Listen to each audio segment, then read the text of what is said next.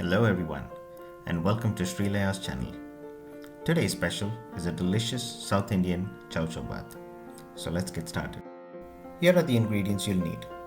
2 cups of rava or suji, 1 medium-sized onion finely chopped, 1 medium-sized tomato chopped into small little cubes, a handful of cashew nuts, 3 to 4 green chilies, half a lemon, some curry leaves, some coriander, half a teaspoon of mustard, 1 teaspoon of chana dal and 1 teaspoon of urad dal. Once the oil is heated a bit, add the mustard seeds to start with. After the mustard seeds have spluttered, add in a teaspoon of chana dal and a teaspoon of urad dal together.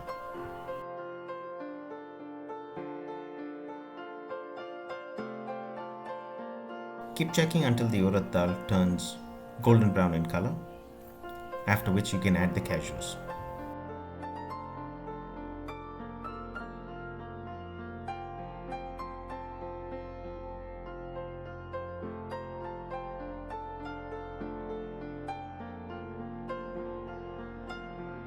Saute the cashews until they change color.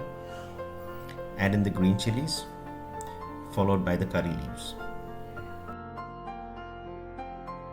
After the green chilies and curry leaves have stopped spluttering, add the onions.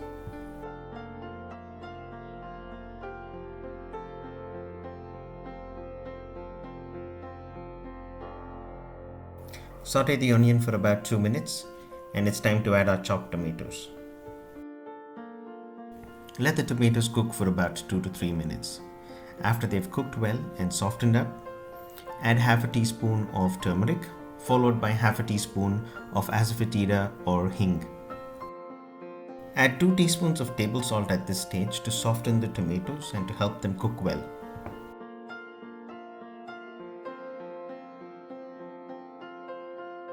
It's been about 4 to 5 minutes now and the masala has cooked really well. It's now time to add the rava or suji. Now keep in mind that after you've added the suji or rava, there is no stopping from here. You'll have to continuously keep mixing so you avoid lumps.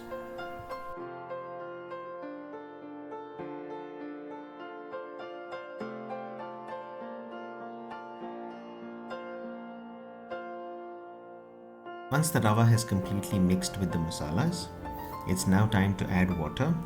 We are using hot water here, and for 2 cups of rava, we will be using 5 cups of water.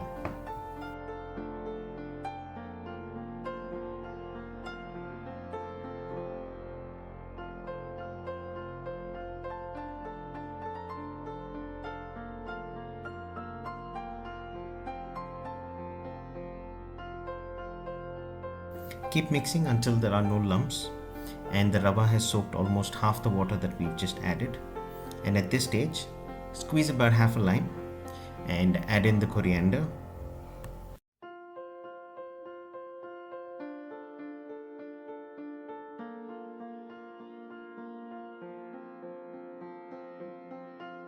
Keep mixing until the rava has completely absorbed all of the water that we've added. Our cooking process ends here and our Kharabath is now complete. Let's move on to our kesaribath now.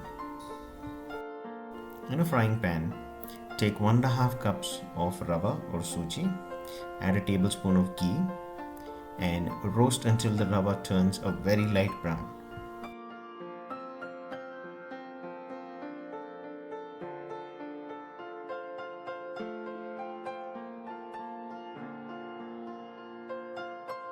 You can now see that the ghee has disappeared into the rava. It's now time to set this aside. Add 3.5 cups of water and bring it to a boil. Once you see it bubbling away, it's time to add the rava or suji. Now once you've added the rava again, there's no stopping. We'll have to continuously keep stirring it so that it doesn't form lumps.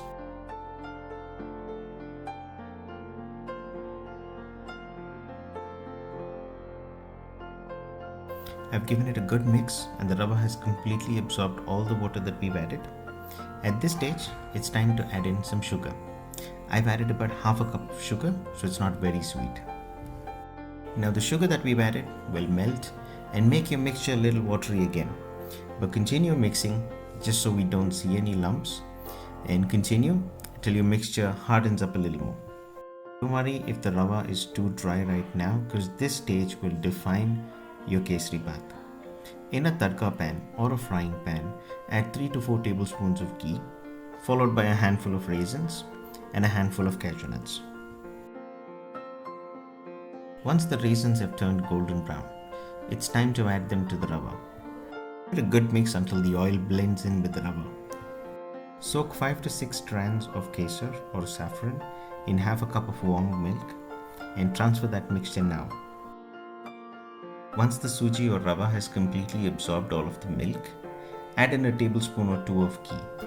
Keep in mind that the more ghee you add at this stage, the more softer and creamier the texture will be. I'm a little conscious, so I've just added 2 tablespoons of ghee. Our kesaribath is now ready and it's time to plate it. Thank you for watching. Don't forget to like and share, subscribe, and click that magic bell icon because that will tell you when my new videos are up. God bless you and have a wonderful day.